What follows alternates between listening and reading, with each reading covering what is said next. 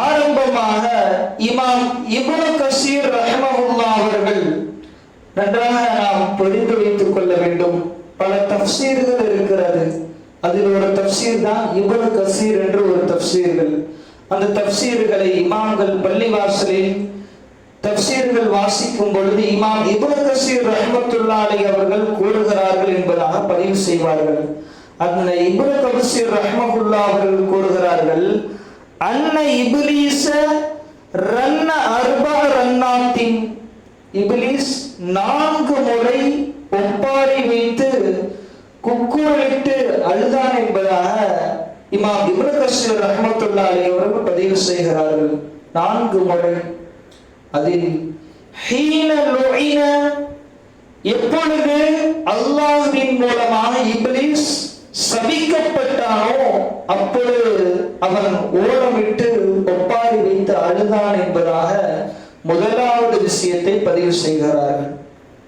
இரண்டாவது, வஹீன உஹ்பித, எப்பொழுது அவன் சொர்க்கத்தை விட்டு வெளியே தூக்கி எறியப்பட்டானோ அப்பொழுதும் சைத்தான் ஓலமிட்டு ஒப்பாரி வைத்து அழுதான் என்பதாக இரண்டாவது விஷயத்தை பதிவு செய்கிறார்கள். மூன்றாவதாக, வஹீன வலித ரசூலுல்லாஹி ஸல்லல்லாஹு அலைஹி வஸல்லம், ரசூலுல்லாஹி ஸல்லல்லாஹு அலைஹி வஸல்லம் அவர்கள் எப்பொழுது பிறந்தார்களோ அப்பொழுது தன் மீது மண்ணை வாரி போட்டுக்கொண்டு ஒப்பாரி வைத்து குக்கரிட்டு அழுதான் என்பதாக மூன்றாவது விஷயமாக பதிவு செய்கிறார்கள்.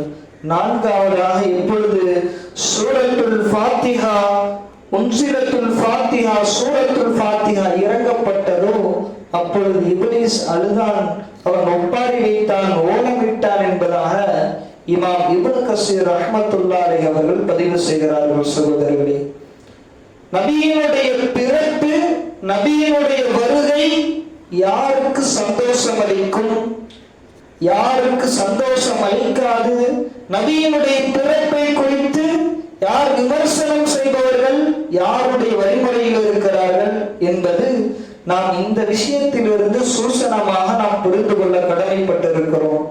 நபியினுடைய பிறப்பை குறித்து, நபியினுடைய வருகை குறித்து அத்துணையும் நமக்கு பேரற்புதம் சகோதரர்களே.